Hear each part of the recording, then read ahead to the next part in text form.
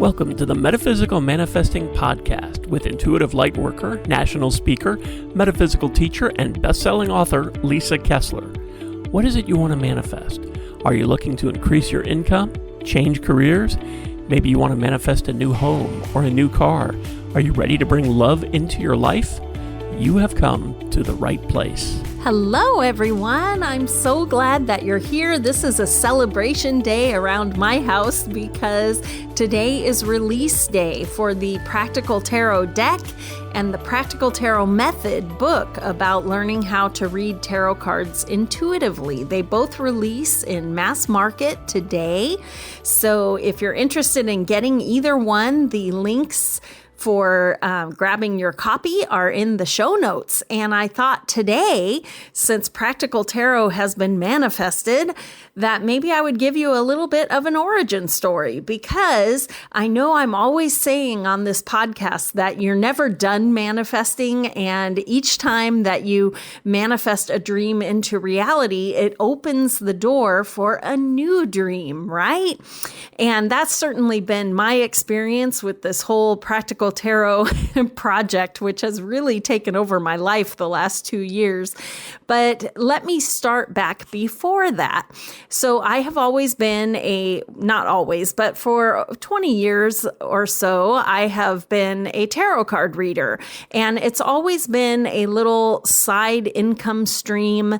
It was never my main income. That was, of course, publishing books. Fiction books. And so what happened? I published, 48 books, fiction books.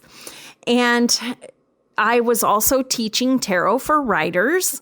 And my last tarot for writers class, when I was done, they said, you should really publish a tarot book and, teach this. So I thought about it and I talked to my agent at the time, and we actually wrote up a nonfiction book proposal, my first one ever, for Practical Tarot, Learn to Read Tarot Cards Intuitively. And before we could shop it, my agent sent me a sad email that she was hoping would never happen, but we need to break up because she didn't have the contacts for nonfiction, and I was writing more books that I was indie publishing, so she wasn't able to sell them to a publisher because I was publishing them myself. So our business paths were just going in opposite directions. And of course I was sad, but it was fine. I'm always one of those people who looks for the brighter side. And I'm like, it's right. It's the right thing to do. So we broke up. And then I had this proposal. So I shopped it myself to nonfiction publishers. And there were 3 publishers who were interested. But when it all came down, none of the 3 ended up giving me an offer for various reasons. Some of them just had a tarot book that came out. Others wanted a deck.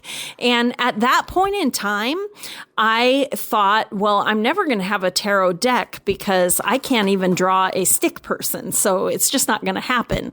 And I kept the proposal on my hard drive and just forgot about it. And I think I published 4 more books, fiction books, before it just wouldn't let me go. And I felt like the universe was telling me it's time to do this tarot deck. And I thought, well, then I'm going to have to find an artist. So that led me to go to my fiction book cover artist, and I asked her if she would be willing to do a tarot deck with me. At this point in time, lots of author friends were doing Kickstarters for audiobooks and covers and special editions of books. And I thought, if I could do a Kickstarter to help me pay the artist, maybe I could make my own deck. And so anyway, my cover artist, it was too far out of her wheelhouse, but she knew an illustrator, Holly Carton. And she said, I'll introduce you. And she introduced me to Holly, and Holly and I we just instantly had a connection. She enjoys, all of her artwork is not only beautiful, but she also creates very diverse work, diverse people. And that's what I wanted for the Practical Tarot deck. To me, as a tarot reader, I read for people on Zoom. So I read for people from all over the world. And my big dream that I wanted at that point was I wanted a deck where everyone could find themselves in it. Because although I love tarot and I have a whole bunch of decks, it's embarrassing how many decks I have. But there wasn't a single deck that was very diverse of race, diverse of, people with disabilities, large people, small people.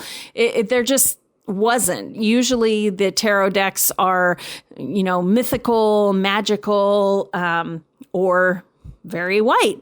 And so I thought, well, okay, let's make this happen, Holly. And so Holly and I worked together. She didn't know anything about tarot, but I would give her my write-up of these are the symbols and things that I want on this card.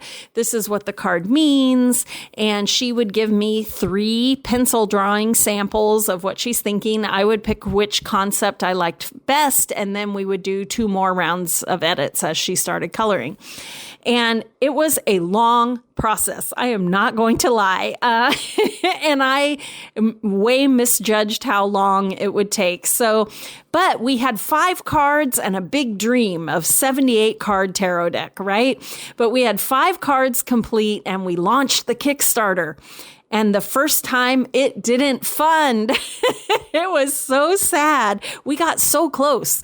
But in the end, I could have given up. That could have been the moment where I said, well, I tried.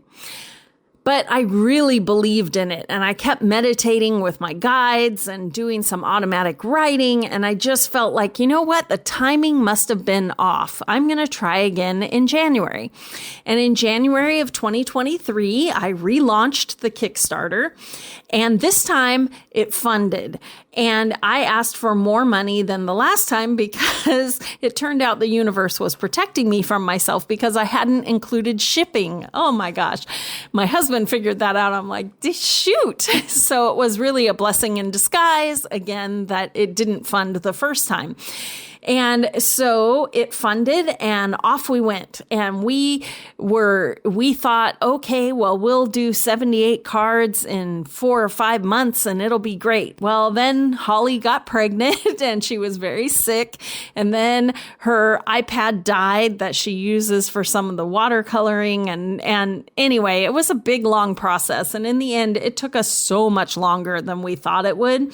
But my Kickstarter people were the best and they were so patient with me. They knew that it was my first deck and I just had no concept of how long all that artwork would take. And then we went to China to get the deck made. And that was a whole experience in itself. And all of these new experiences were scary, out of my comfort zone, but I kept going. Then we have a beautiful 78 card deck and I'm trying to get the sample deck from China and I'm looking at how gorgeous this is. And I thought, how sad that I'm just going to ship out these 250 decks to all of these Kickstarter people and that will be the end. And I thought, maybe not. So I pulled out the publishers who had been interested in just the book. And I said, I have a deck now too. And then the interest came back. 2 of the publishers were very interested. And in the end, I went with Beyond Words Publishing. They actually published The Secret 20 years ago, that big book that kind of revolutionized, everybody went, the law of attraction. And the Secret has been such an inspiration for me ever since it came out. And in my manifesting business, I refer to it all the time. And so it felt so good for that same publisher to be so committed to the Practical Tarot project. So they took on not only the deck, but also the Practical Tarot Method book, which was where it all started. And they have both released today. So as you can see, it was a very long process and I could have given up many times, but I'm so glad that I didn't because today I am holding the book and the deck in my hands. And I tell you, it makes me teary-eyed to see that this physical thing did not exist. It was just air. and now it is manifested into reality. How magical is that? What a magic way to start off 2025. And I'm sharing this story because you can do it too. There was no magic wand. It was a lot of hard work and a lot of trust and faith, but you can manifest anything. Anything can become a reality. The only way it doesn't is if you give up. And there were plenty of points where I could have, but I'm very stubborn. and I really thought that the universe wanted this deck and book to be out there. So I continued on. What will this lead to now that it's manifested? I don't know. I have 2 more fiction books that I need to finish, but I do have an idea for practical manifesting that's kind of percolating in the back of my head. So maybe I've got another nonfiction book and maybe an oracle deck too, is what I'm thinking. But anyway, these ideas just keep growing. And now I have new contacts that I didn't have before. So more doors are opening. And again, I hope that you can see that this illustrates that anything is possible for you. Don't accept limits, right? Don't do it. Have a dream and then keep going, but be open for how it will unfold. I never imagined that working on the nonfiction book proposal would make me and my agent go separate ways. That was not something that I wanted, but I guess it needed to happen, and I understand that. So just know that there are going to be turning points on your journey where you feel like, ooh, do I go back? Do I go back to my comfort zone, or do I keep moving forward? And I would encourage you to keep moving forward.